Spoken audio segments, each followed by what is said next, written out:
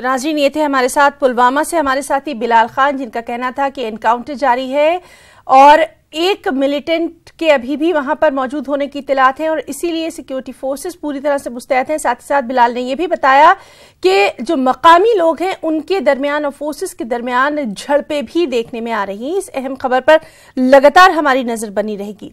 एक और ताजा खबर, वज़ीर-ए-आज़म नरेंद्र मोदी आज अपने पार्लिमानी हल्का वाराणसी और गाजीपुर का दौरा करने वाले हैं। पीएम मोदी दोनों शहरों में कई अहम प्रोग्रामों में शिरकत करेंगे। नरेंद्र मोदी पहले गाजीपुर जाएंगे, वाराणसी में वो 4 बजे पहुंचेंगे। वाराणसी में वज़ीर-ए-आज़म 2000 करोड़ के कर्जों के चेक भी तकसीम करेंगे।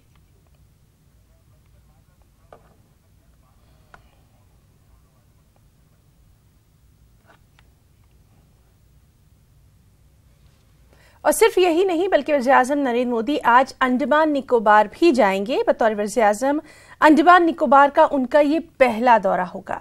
पीएम मोदी के साथ वज़ीर दाखिला राजनाथ सिंह भी रहेंगे। पीएम मोदी यहां कई अहम मंसूबों की शुरुआत करने वाले हैं। जज़ायर के नाम भी तब्दील किए जाएंगे। गौरतलब है कि सुभाष चंद्र बोस ने 75 बरस पहले अंडमान में आजाद हिंद का परचम बुलंद किया था। इसी की याद में 30 दिसंबर को पीएम मोदी पोर्ट ब्लेयर में इसी मुकाम पर 150 फीट ऊंचा तिरंगा लहराएंगे।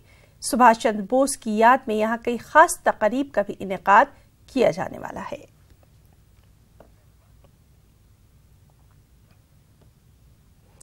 मध्य प्रदेश की वज़ीर आला कमलनाथ ने वजीरों में कलमदान तकसीम कर दिए हैं। उन्होंने फिलहाल सबसे ज्यादा कलमदान अपने ही पास रखे हैं।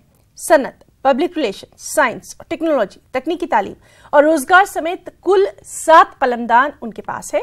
कमलनाथ काबीना में शामिल वाहिद मुस्लिम वजीर आरिफ अकील को अक़लियती उमूर समेत कई दीगर महकमों की जिम्मेदारी सौंपी गई है। वाज़ेह है कि मध्य प्रदेश में कांग्रेस हुकूमत को बीएसपी और एसपी अराकीन असेंबली की हिमायत हासिल है, लेकिन इन पार्टियों के किसी भी फर्द को कैबिनेट में शामिल नहीं किया गया। मध्य प्रदेश असेंबली का पहला इजलास 7 जनवरी से शुरू होना है।